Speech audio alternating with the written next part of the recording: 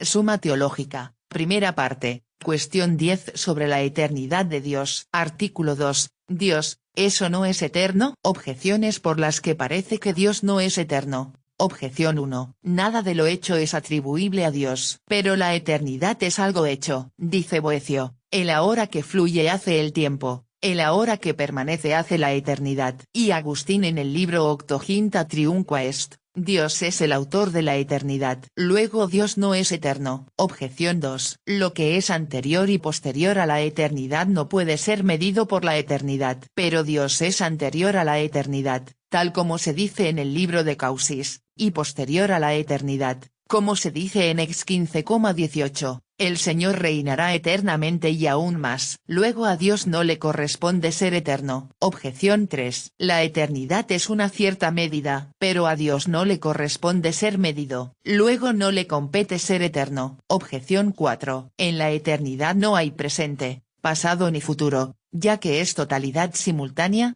como quedó dicho. Artículo 1. Pero en la Escritura se dicen de Dios cosas en presente, pasado y futuro. Luego Dios no es eterno. Contra esto, está lo que dice Atanasio, el eterno Padre, el eterno Hijo, el eterno Espíritu Santo. Respondo, el concepto de eternidad se deriva de la inmutabilidad, como el de tiempo del movimiento, según ha quedado dicho. Artículo 1. Como quiera que Dios es lo más inmutable, a él le corresponde en grado máximo ser eterno. No solo es eterno, sino que es su misma eternidad. Por otra parte, ninguna otra cosa es su propia duración, porque ninguna es su propio ser. Dios es su mismo ser uniforme, por lo cual, lo mismo que es su esencia, así también es su eternidad. A las objeciones. A la objeción 1. Según nuestro modo de entender, el ahora permanente hace eternidad. Del mismo modo que nuestra noción de tiempo la provoca nuestra percepción del fluir de la hora, la noción de eternidad la provoca nuestra idea de la hora permanente. Lo que dice Agustín, Dios es autor de la eternidad,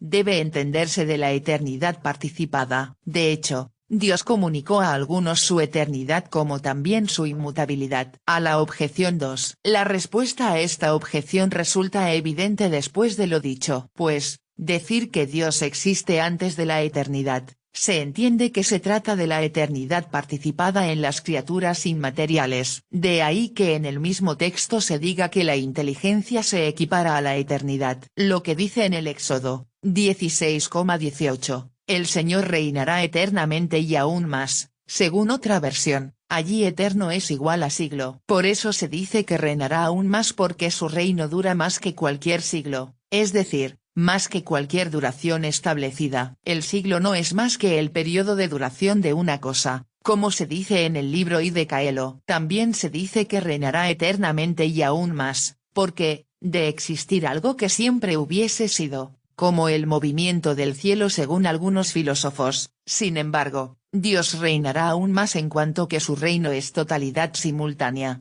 A la objeción 3. La eternidad no es más que el mismo Dios. Y no se dice que Dios sea eterno porque de algún modo sea mensurable, sino que se toma el concepto de medida solo por nuestro modo de entender. A la objeción 4. Los tiempos de los verbos son aplicados a Dios en cuanto que su eternidad incluye todos los tiempos, no porque él varíe por el presente, el pasado o el futuro. Fin del artículo 2. Suma.